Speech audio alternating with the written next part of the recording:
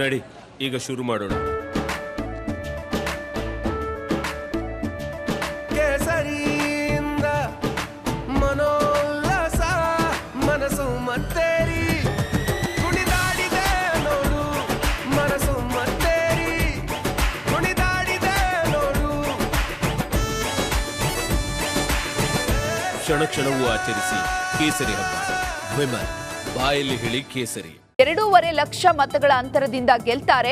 JDS ಪಕ್ಷದ ಜೊತೆಗಿನ ಹೊಂದಾಣಿಕೆ, ಪ್ರಧಾನಿ ಮೋದಿ ಅವರ ಪ್ರಭಾವ ಬಿಜೆಪಿ ಗೆಲುವಿಗೆ ಅನುಕೂಲವಾಗುತ್ತೆ. ನಾಳೆಯಿಂದ ಮತ್ತೆ ನನ್ನ ಪ್ರವಾಸ ಆರಂಭವಾಗಲಿದೆ ಅಂತ ಹೇಳಿದ್ದಾರೆ. ಕಾಂಗ್ರೆಸ್ ಶಾಸಕ ರಾಜು ಕಾಗೆ ವಿವಾದಾತ್ಮಕ ಹೇಳಿಕೆ ತೀವ್ರ ಚರ್ಚೆಗೆ ಕಾರಣವಾಗಿದೆ. ಲೀಡ್ ಕೊಡದೇ ಇದ್ರೆ ಕರೆಂಟ್ ಕಟ್ ಮಾಡ್ತೀವಿ ಎಂಬ ಹೇಳಿಕೆಗೆ ಪರಮೇಶ್ವರ್ ಪ್ರತಿಕ್ರಿಯೆಯನ್ನು ನೀಡಿದ್ದಾರೆ. ನಾವು ಯಾವುದೇ ಗ್ಯಾರಂಟಿಯನ್ನ ನಿಲ್ಲಿಸಲ್ಲ. ಬಿಜೆಪಿಯವರು ಲೋಕಸಭೆ ಚುನಾವಣೆ ಆದ ಮೇಲೆ ಗ್ಯಾರಂಟಿಯನ್ನ ನಿಲ್ಲಿಸ್ತಾರೆ ಅಂತ ಆರೋಪ ಮಾಡ್ತಿದ್ದಾರೆ. ನಾವು ಯಾವುದೇ ಕಾರಣಕ್ಕೂ ಗ್ಯಾರಂಟಿ ಯೋಜನೆಯನ್ನ ನಿಲ್ಲಿಸಲ್ಲ. ಚುನಾವಣೆ ಮುಗಿದ ಮೇಲೂ ಗ್ಯಾರಂಟಿ ಮುಂದುವರಿಸುತ್ತೇವೆ ಅಂತ ಹೇಳಿದ್ದಾರೆ. ಬಿಜೆಪಿ ವಿರುದ್ಧ ಸಚಿವ ರಾಮಲಿಂಗಾರೆಡ್ಡಿ ವಾಗ್ದಾಳಿ ನಡೆಸಿದ್ದಾರೆ. ಬಿಜೆಪಿಯವರು ಮಹಿಳೆಯರಿಗೆ ಯಾವುದೇ ಶಿಕ್ಷಣವನ್ನ ಕೊಟ್ಟಿಲ್ಲ. ಮಾತೃಶಕ್ತಿ ಎನ್ನುವ ಕೇಂದ್ರ ಗೃಹ ಸಚಿವ ಅಮಿತ್ ಶಾ ಮಣಿಪುರದ ಮಹಿಳೆ ಮೇಲೆ ಅತ್ಯಾಚಾರ ಆದಾಗ ಮಾತನಾಡಿಲ್ಲ. ಉತ್ತರ ಪ್ರದೇಶದಲ್ಲಿ ಒಬ್ಬರು ತಪ್ಪು ಮಾಡಿದ್ರೆ ಬುಲ್ಡೋಸರ್ನಿಂದ ಮನೆ ಹೊಡಿತಾರೆ. ಪ್ರಜ್ವಲ್ ರೇವಣ್ಣ ರೀತಿ ಕಾಂಗ್ರೆಸ್ ಮಾಡಿದ್ರೆ ಬಿಜೆಪಿಯವರು ಬೊಬ್ಬೆ ಹೊಡಿತಾ ಇದ್ರು ಅಂತ ವಾಗ್ದಾಳಿ ನಡೆಸಿದ್ದಾರೆ. ಹೊಳೆನರಸೀಪುರದ ಮನೆಯಲ್ಲಿ ರೇವಣ್ಣ ವಾಸ್ತವ್ಯವನ್ನ ಹೂಡಿದ್ದಾರೆ. ಸದಾ ಜನರಿಂದ ತುಂಬಿ ತುಳುಕುತ್ತಿದ್ದ ಮನೆ ಇದೀಗ ಜನರಿಲ್ಲದೆ ಬಿಕೋ ಎನ್ನುತ್ತಿದೆ.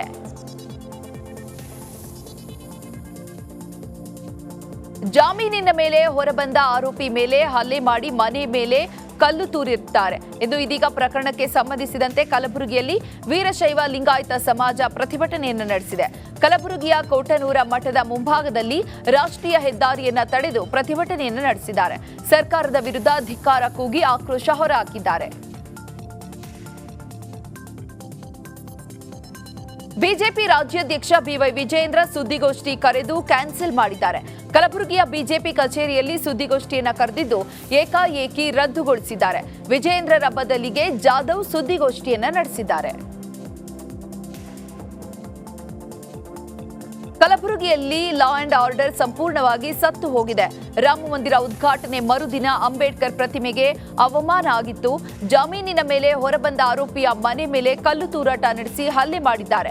ಜನವರಿ 23ರಂದು ಕಲಬುರಗಿ ಬಂದ್ ಮಾಡಿ ಭಯದ ವಾತಾವರಣ ಸೃಷ್ಟಿ ಮಾಡಿದ್ರು. ಕಾನೂನು ಸುವ್ಯವಸ್ಥೆ ಸಂಪೂರ್ಣವಾಗಿ ಹಾಳಾಗಿ ಹೋಗಿದೆ ಅಂತ ಕಾಂಗ್ರೆಸ್ ಸರ್ಕಾರದ ವಿರುದ್ಧ ವಾಗ್ದಾಳಿ ನಡೆಸಿದ್ದಾರೆ. ಕುಮಾರಸ್ವಾಮಿಗೆ ಡಿಕೆ ಸುರೇಶ್ ಕೌಂಟರ್ ಕೊಟ್ಟಿದ್ದಾರೆ.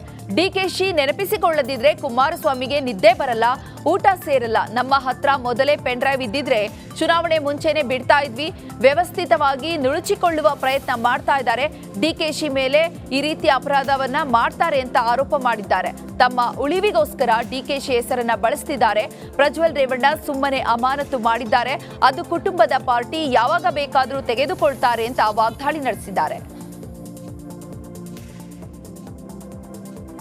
ವೈದ್ಯರ ನಿರ್ಲಕ್ಷ್ಯದಿಂದ ಹೆರಿಗೆ ಸಮಯದಲ್ಲಿ ಮಹಿಳೆ ಮತ್ತು ಶಿಶು ಸಾವನ್ನಪ್ಪಿರುವ ಆರೋಪ ಕೇಳಿಬಂದಿದೆ. ಕೊಪ್ಪಳ ಜಿಲ್ಲೆಯ ಕುಷ್ಟಗಿ ತಾಲೂಕಿನ ತಾವರಗೇರ ಸಮುದಾಯದ ಆರೋಗ್ಯ ಕೇಂದ್ರದಲ್ಲಿ ಈ ಘಟನೆ ನಡೆದಿದೆ. ಮೃತರ ಕುಟುಂಬಸ್ಥರು ಆಸ್ಪತ್ರೆ ಮುಂದೆ ಧರಣಿ ನಡೆಸಿದ್ದಾರೆ. ಲಕ್ಷ್ಮಿ ಹೆರಿಗೆ ಸಮಯದಲ್ಲಿ ಮೃತಪಟ್ಟಿದ್ದು, ತಪ್ಪಿತಸ್ಥ ವೈದ್ಯರ ವಿರುದ್ಧ ಕ್ರಮ ಕೈಗೊಳ್ಳುವಂತೆ ಗ್ರಾಮಸ್ಥರು ಒತ್ತಾಯಿಸಿದ್ದಾರೆ.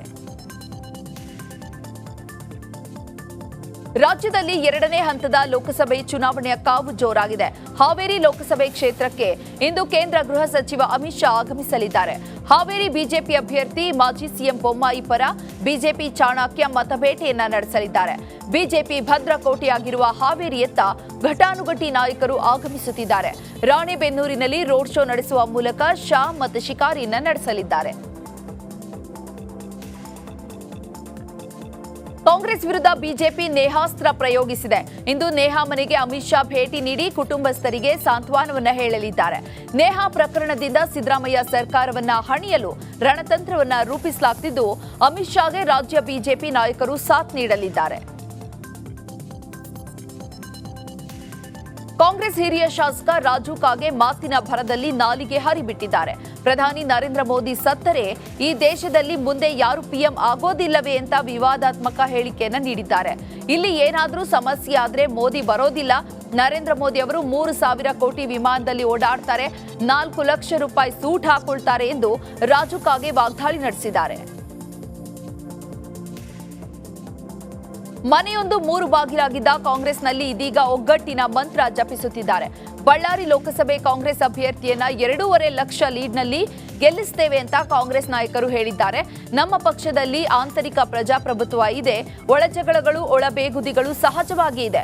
ಆದ್ರೆ ಪಕ್ಷ ಅಂತ ಬಂದಾಗ ನಾವೆಲ್ಲರೂ ಕೂಡ ಒಂದಾಗ್ತೇವೆ. ಈ ಬಾರಿ ಬಳ್ಳಾರಿ ಲೋಕಸಭಾ ಕ್ಷೇತ್ರದಿಂದ ತುಕಾರಾಂ ಅವರನ್ನ ದೆಹಲಿಗೆ ಕಳಿಸ್ತೇವೆ ಅಂತ ವಿಜಯನಗರ ಕಾಂಗ್ರೆಸ್ ಜಿಲ್ಲಾಧ್ಯಕ್ಷ ಸಿರಾಜ್ ಶೇಖ್ ಹೇಳಿದ್ದಾರೆ. ಹಂಪಿ ಕನ್ನಡ ವಿವಿಯ ಹೆಲಿಪ್ಯಾಡ್ನಿಂದ ಹೊರಟ ಸಿಎಂ ಸಿದ್ದರಾಮಯ್ಯ ಸುರಪುರ ಮತಕ್ಷೇತ್ರದ ದೇವತ್ಕಲ್ ಗ್ರಾಮದ ಹೆಲಿಪ್ಯಾಡ್ಗೆ ಬಂದಿಳಿದಿದ್ರು. ಸುರಪುರ ಉಪಚುನಾವಣೆ ರಾಯಚೂರು ಲೋಕಸಭಾ ಕಾಂಗ್ರೆಸ್ ಅಭ್ಯರ್ಥಿ ಪರ ಮತಯಾಚಿಸಿದ್ದಾರೆ. ಕಾಂಗ್ರೆಸ್ ಅಭ್ಯರ್ಥಿ ರಾಜಾ ವೇಣುಗೋಪಾಲ ನಾಯ್ಕ ಹಾಗೂ ಜಿ ಕುಮಾರ ನಾಯ್ಕ ಸಿಎಂಗೆ ಸಾಥ್ ನೀಡಿದ್ದಾರೆ. ಸುರಪುರ ಉಪಚುನಾವಣೆ ಅಖಾಡ ರಂಗೇರಿದೆ. ಅಖಾಡಕ್ಕೆ ಇಂದು ಸಿಎಂ ಡಿಸಿಎಂ ಎಂಟ್ರಿ ಕೊಟ್ಟಿದ್ದಾರೆ. ಸುರಪುರ ಕ್ಷೇತ್ರದಲ್ಲಿ ಜಂಟಿ ಪ್ರಚಾರವನ್ನ ನಡೆಸಿದ್ದಾರೆ. ಕಾಂಗ್ರೆಸ್ ಅಧ್ಯಕ್ಷ ಮಲ್ಲಿಕಾರ್ಜುನ ಖರ್ಗೆ ಸಾಥ್ ನೀಡಿದ್ದಾರೆ. ಸುರಪುರ ಕ್ಷೇತ್ರದಲ್ಲಿ ಕುರುಬ ಸಮುದಾಯದ ಮತಗಳೇ ನಿರ್ಣಾಯಕವಾಗಿದೆ. ಹೀಗಾಗಿ ಕುರುಬ ಸಮುದಾಯದ ಮತ ಸೆಳೆಯಲು ಕಾಂಗ್ರೆಸ್ ಪ್ಲಾನ್ ಮಾಡಿದೆ. ದೇವತ್ಕಲ್ ಗ್ರಾಮದಲ್ಲಿ ಬೃಹತ್ ಸಮಾವೇಶ ನಡೆಸುವ ಮೂಲಕ ಕುರುಬ ಸಮುದಾಯದ ಓಲೈಕೆಗೆ ಮುಂದಾಗಿದ್ದಾರೆ. ಹಾವೇರಿ ಲೋಕಸಭಾ ಕ್ಷೇತ್ರದ ಕಾಂಗ್ರೆಸ್ ಅಭ್ಯರ್ಥಿ ಆನಂದಸ್ವಾಮಿ ಪರ ರಾಜ್ಯದ ಕಾಂಗ್ರೆಸ್ ನಾಯಕರು ಅಖಾಡಕ್ಕಿಳಿದು ಪ್ರಚಾರವನ್ನ ಕೈಗೊಂಡಿದ್ದಾರೆ. ಇಂದು ಹಾವೇರಿ ಜಿಲ್ಲೆ ಬ್ಯಾಡಗಿಯಲ್ಲಿ ಕಾಂಗ್ರೆಸ್ ಅಭ್ಯರ್ಥಿ ಆನಂದಸ್ವಾಮಿ ಪರ ಸಚಿವ ಕೃಷ್ಣ ಬೈರೇಗೌಡ ಮತ್ತು ಕೆಪಿಸಿಸಿ ಕಾರ್ಯಾಧ್ಯಕ್ಷ ಸಲೀಂ ಅಹಮದ್ ಬೃಹತ್ ರೋಡ್ ಶೋ ಮೂಲಕ ಮತಯಾಚನೆಯನ್ನು ನಡೆಸಿದರು.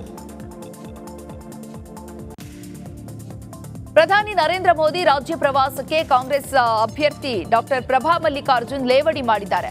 ವಿಧಾನಸಭೆ ಚುನಾವಣೆಯಲ್ಲಿ 16 ಸಲ ಪ್ರಧಾನಿ ನರೇಂದ್ರ ಮೋದಿ ರಾಜ್ಯಕ್ಕೆ ಬಂದಿದ್ರು. ಆದರೂ ಕೂಡ ಬಿಜೆಪಿ ಸೋತಿದೆ. ಈಗಲೂ ಸಹ ಬಂದು ಹೋಗಿದ್ದಾರೆ ಅಷ್ಟೇ. ಮೋದಿ ಅಲೆ ಎಂಬುದೇ ಇಲ್ಲ. ಜನ ಗ್ಯಾರಂಟಿ ಬಗ್ಗೆ ಮಾತನಾಡ್ತಿದ್ದಾರೆ. ಕಳೆದ 25 ವರ್ಷಗಳಿಂದ ಜಿಲ್ಲೆಯಲ್ಲಿ ಬಿಜೆಪಿ ಗೆಲ್ಲುತ್ತಿದೆ. ಈ ಸಲ ದಾವಣಗೆರೆ ಕ್ಷೇತ್ರದ ಜನ ಬದಲಾವಣೆಯನ್ನ ಬಯಸ್ತಿದ್ದಾರೆ ಅಂತ ಹೇಳಿದ್ರು. ಬಿಜೆಪಿಗೆ doctor Prabha Mallikarjun open challenge ಮಾಡಿದ್ದಾರೆ. ಕಳೆದ 25 ವರ್ಷಗಳಲ್ಲಿ ದಾವಣಗೆರೆಗೆ ಸಂಸದರು ಮಾಡಿದ ಕೆಲಸಗಳಾದ್ರೂ ಏನು? ನಾನು ಅವರಿಗೆ ಓಪನ್ ಚಾಲೆಂಜ್ ಮಾಡ್ತೇನೆ, ಅವರು ಚರ್ಚೆಗೆ ಬರಲಿ ಅಂತ ಡಾಕ್ಟರ್ ಪ್ರಭಾ ಮಲ್ಲಿಕಾರ್ಜುನ್ ಸವಾಲು ಹಾಕಿದ್ದಾರೆ. ಮಾಯಗೊಂಡ ವಿಧಾನಸಭಾ ಕ್ಷೇತ್ರದಲ್ಲಿ ಪ್ರಭಾ ಅವರು ಭರ್ಜರಿ ಪ್ರಚಾರವನ್ನ ಮಾಡಿದ್ದಾರೆ. ಇಡೀ ರಾಜ್ಯವೇ ಮಳೆ ಇಲ್ಲದೆ ಮುಗಿಲು ನೋಡುವ ಪರಿಸ್ಥಿತಿ ನಿರ್ಮಾಣವಾಗಿದೆ. ಇನ್ನು ಕುಡಿಯುವ ನೀರು ಕೇಳೋ ಹಾಗಿಲ್ಲ. ಸರ್ಕಾರ ನೋಡಿದ್ರೆ ಜನರಿಗೆ ಕುಡಿಯುವ ನೀರಿನ ವ್ಯವಸ್ಥೆಯಲ್ಲಿ ಒಂದು ಚೂರು ಕೂಡ ಸಮಸ್ಯೆಗಳು ಆಗಬಾರದು ಎಂಬ ಸೂಚನೆಯನ್ನು ಹೊರಡಿಸಿದೆ. ಆದರೆ ಜಿಲ್ಲಾ ಉಸ್ತುವಾರಿ ಮಂತ್ರಿ ಡಿ ಸುಧಾಕರ್ ಸ್ವಕ್ಷೇತ್ರದಲ್ಲಿ ನೀರಿಗೆ ಹಾಹಾಕಾರ ಶುರುವಾಗಿದೆ.